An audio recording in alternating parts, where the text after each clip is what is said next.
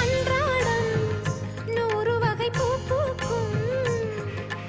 ஆனாலும் காயாகும் சில பூக்கள் தான். எல்லோருக்கும் காதல் வரும் என்றாலும் கல்யாண வைபோகம் சில பேர்க்குத்தான். காதலன் காதலி தோற்பதுண்டு, காதல்கள் எப்பவும் தோற்பதில்லை.